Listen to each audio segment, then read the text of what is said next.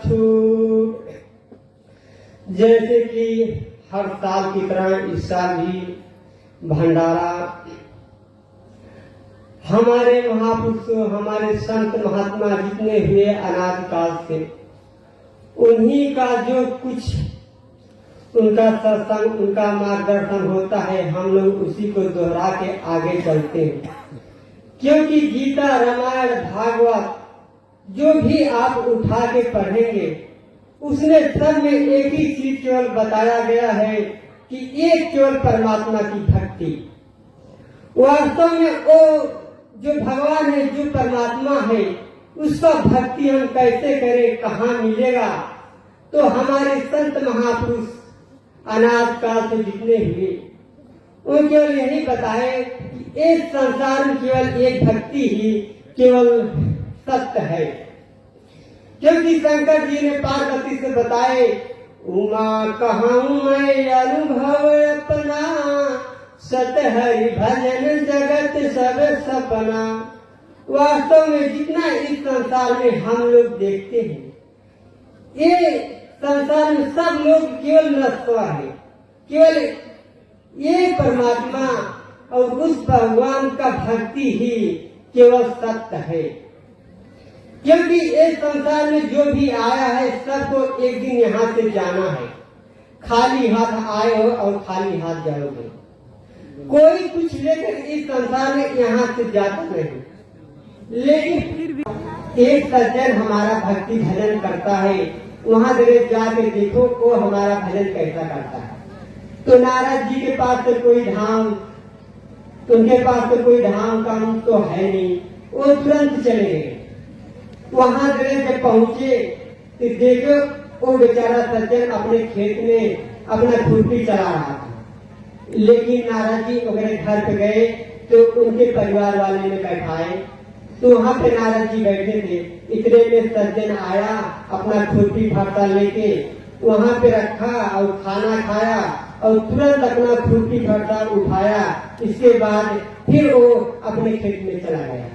तो नारद जी सोचे कि भगवान बोले थे कि हमारा चिंतन भजन करता है, ये तो बहुत बड़ा मायावी है, इसको तो ये भी नहीं मालूम है कि कम से कम हमारे द्वारे पे महात्मा बैठे हैं, उनका हम प्रणाम ही कर ले।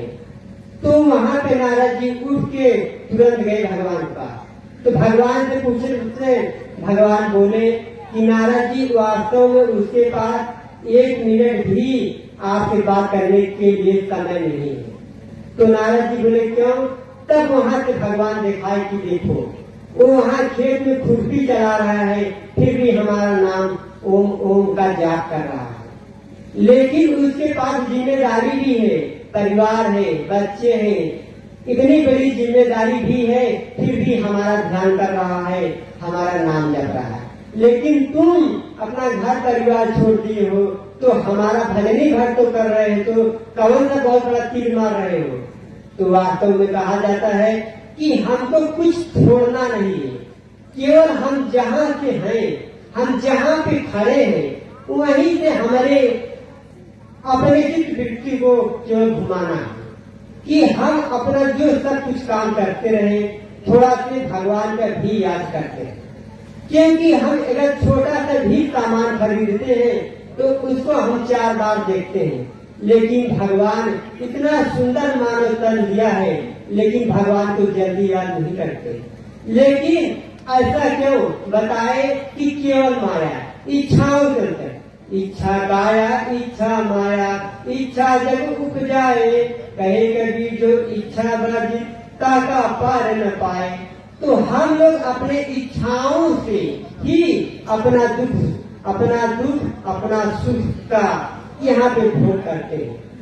तो हमको, आपको, सबको चाहिए कि इच्छाओं को धीरे धीरे कम करें, अपने परिवार में ही रह के जिम्मेदारी अपना निभाते हुए वहाँ पे संतों का संघर्ष करें। तो भगवान का सुबह शाम जो कुछ भी पार लगे, ओम चाहे राम, उसका जाप करें।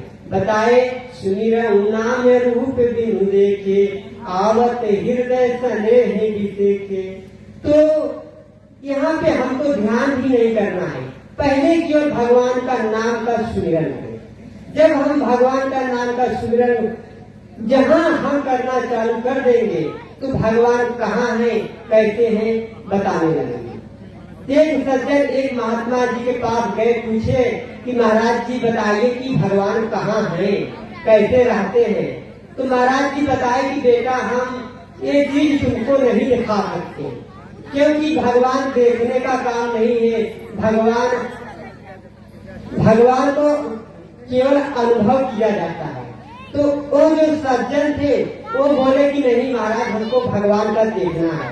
तो 4-5 दिन सज्जन महाराज जी को हमेशा वहां पे जाके यही बात करते थे।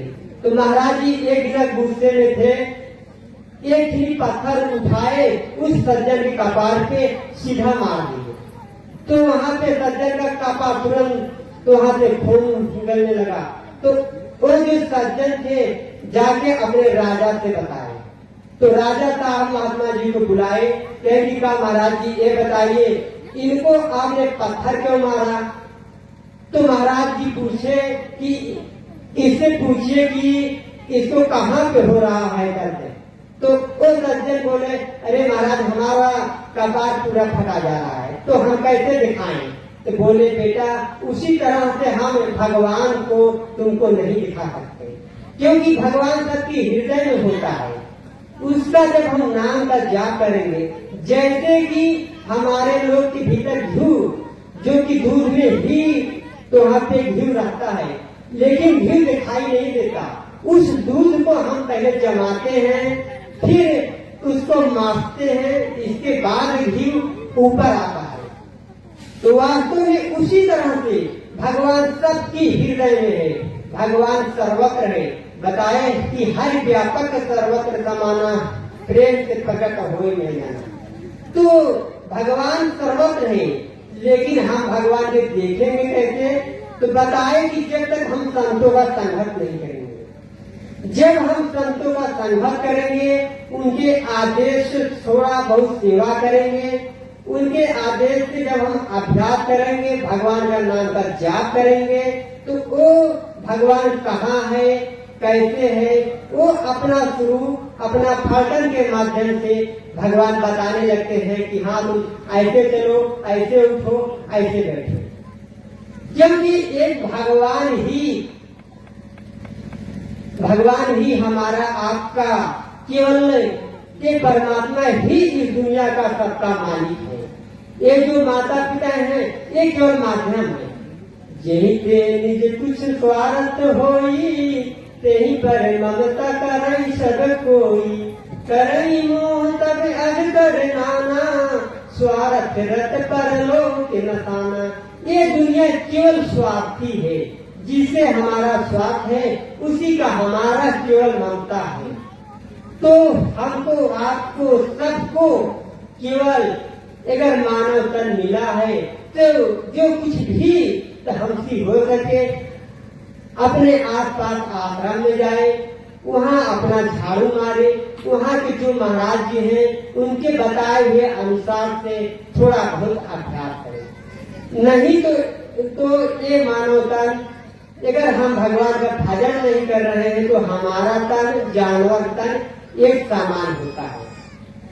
इसलिए सबको चाहिए, चाहे बेटी हो, चाहे बहन हो, चाहे पुरुष हो, सबको चाहिए कि एक केवल परमात्मा का भक्ति करना चाहिए। एक केवल भगवान का भक्ति से ही इस जीव का उद्धार होता है। बोलिए श्री सद्गुरुदेव भगवान की जय। गुरुदेव भगवान की जय। जैसा कि भगवान महाराज ने परमात्मा को जो अदृश्य ईश्वर है उसको किस प्रकार देख पाएंगे, समझ पाएंगे, उनमें प्रवेश कर पाएंगे, क्योंकि वो परमात्मा आंखों से तो देखा नहीं जा सकता। तो किस प्रकार उसका विधि क्या है, उसका तरीका क्या है। तो छोटे छोटे कहानियों के माध्यम से उस परमात्मा को देखने का, समझने का, जानने का जो तरीका है इन्होंने बताया।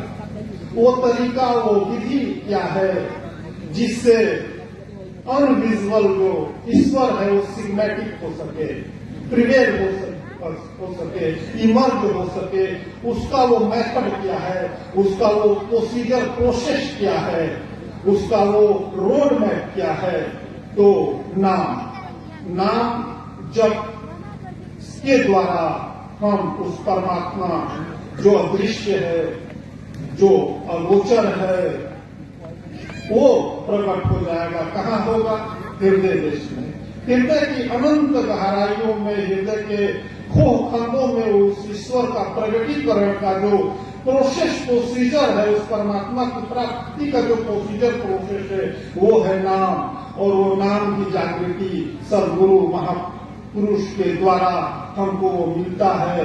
तो सत्संग के अगले क्रम में आश्रम से आए हुए श्री दिनेशानंद जी महाराज से हमारा आग्रह है कि मंच पर आए और अपने मुखारविंद से अपने सत्संग की अमृत धारा से हम लोगों को कृतार्थ करें। श्री दिनेशानंद जी महाराज जी, यह मंच आपको समर्पित है और हम लोगों को संबोधन करें। ओम श्री सद्गुरुदेव भगवान।